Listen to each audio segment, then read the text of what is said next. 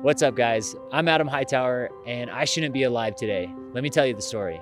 So for most of you that know me, I used to be a huge adrenaline junkie, and I used to do downhill longboarding back in the day.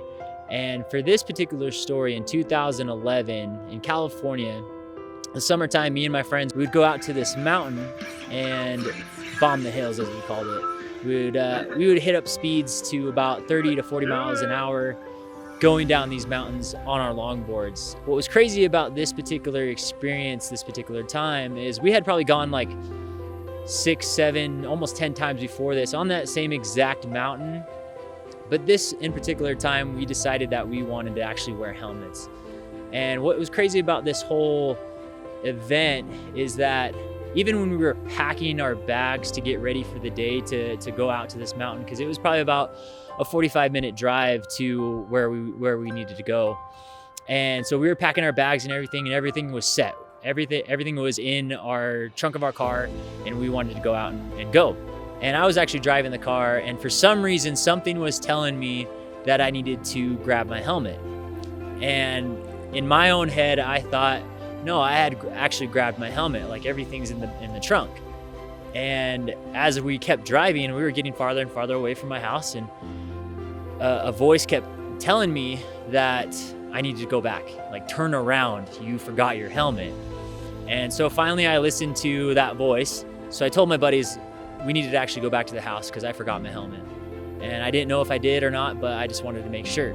So we ended up going back to the house, and sure enough, I left my helmet right on the counter and thought nothing of it, grabbed my helmet. We had an awesome day that day longboarding down this mountain. And at the end of the day, we decided that we actually wanted to go higher on this mountain. Mind you, we had not done this type of height before on this mountain. And we knew by going higher, obviously, it meant we were gonna be going a lot faster. And I remember we were actually filming it at this particular moment, and I'm saying this is a bad idea. We're probably doing the dumbest thing right about now. Of course, I didn't listen to that voice inside my head, and I turned the camera around, and my buddy actually said the same exact thing. He said, "This is a bad idea," and pointed to the camera. But we decided to go down the mountain anyways. We're screwed. We're probably doing the dumbest thing right about it.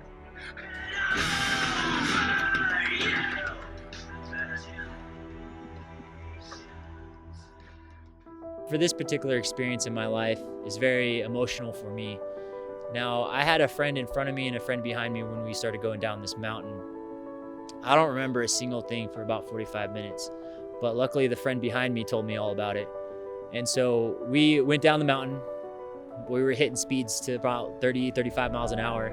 We ended up going through about three different switchbacks before I ended up hitting either a rock or a pothole or something, but I ended up flying off the board and flying about 5 to 10 feet in front of me. My friend told me that it was like a piece of meat slapping the pavement. He had to veer off and stop to come back and get me. When he was able to stop and come back to me, he said that I was seizuring for about 5 to 8 minutes. And for most of you that know about seizuring, that's a really bad thing to happen for that period of time, that long of time. And my eyes were rolled in the back of my head. I was bleeding from my nose and foaming from my mouth. So you can only imagine that this experience for him was very scary. And again, I don't remember any of this. So for those 5 to 8 minutes I was seizuring, all this stuff was happening, and then I finally stopped seizuring. But then I kind of came to, still don't remember, but I was kind of in a groggy state of, not making any sense to myself or to him. But I tried to get up, and I was like kind of rolling back and forth and tossing back and forth and not really making sense to what I was saying. I was kind of like just making weird sounds. And I got up, and he tried to like help me up and make sure that I was okay. I guess I was wanting to push him away. I didn't want to have him help me. And it was kind of a scary thing for him because he thought if I fell again or got hurt, or if I was already injured, he didn't want me to fall and injure myself more. So he had to actually like hold me tight to keep me away from any more harm. And my friend that was in front of us, he saw this crash go on, so he ended up going down the mountain to get the truck. And by the time he came back to me, my buddy was still holding on to me. And mind you, he's probably a 235-pound dude that was just all muscle, and he could barely hold me down because I was still trying to fight him. I was still trying to get away from him. We put me in the back of the truck, and he was still holding on to me, kind of like I was in his lap, and he was still holding me. And he told me after, but he said that he didn't know what else to do. And so he said that he prayed. At the end of his prayer, he said, literally right when I said amen, "You stop struggling and put your head on my shoulder and relax." And from that moment, I knew that you were gonna be okay. We drove to the ER, which was, again, we were way out of town. So it probably took us another 35 minutes to get into town to get me to the ER. So when we got to the ER, that's when I actually came to. I started remembering things. Everybody was yelling at me, "Get out of the truck, get out of the truck." So I asked my friends why we were at the ER. Like, why are you yelling at me? Why are all these things happening? And they said that I was in a major accident. Like, we need to take you in and get you checked. I was just like, what? Like, I didn't understand anything at that moment. And so I finally looked down at myself just to see what was going on, because apparently I was injured. And my shirt was half ripped off, my pants were ripped, and there's blood everywhere on my right side. And finally I started feeling all the injuries and pain and all these things that, you know, happened to me on the mountain. I finally started to feel those. We got into the ER super quick, luckily, because we actually had a friend with us that was a ER nurse. So when we got into the ER, they did CAT scans to my head right away. They looked at my injuries, they looked at all my road rash basically. And so I sat there, still didn't know what was going on. But I remember a particular instance where the doctor came in and he obviously asked what went on, and I had no clue what went on. So my buddies had to tell him what actually happened. And he was, of course, looking through the papers from my CAT scan. He had asked me a particular question. He said, "Were you wearing a helmet?"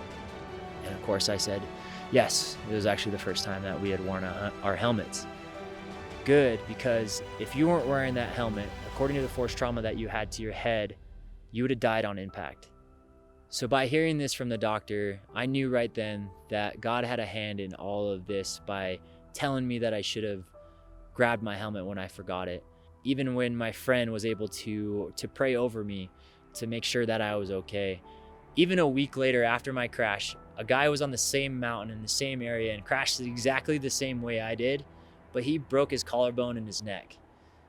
So I knew at that moment, after all this time, that God had a hand, that I had a reason to live past this moment.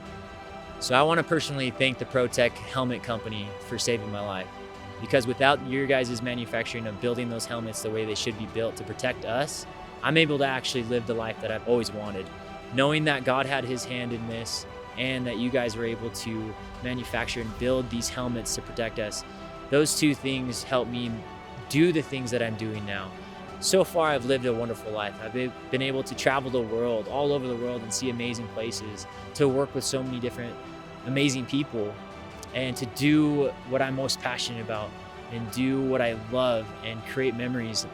And I wouldn't have been able to do that without you guys. So I want to personally thank you guys for giving me my life back.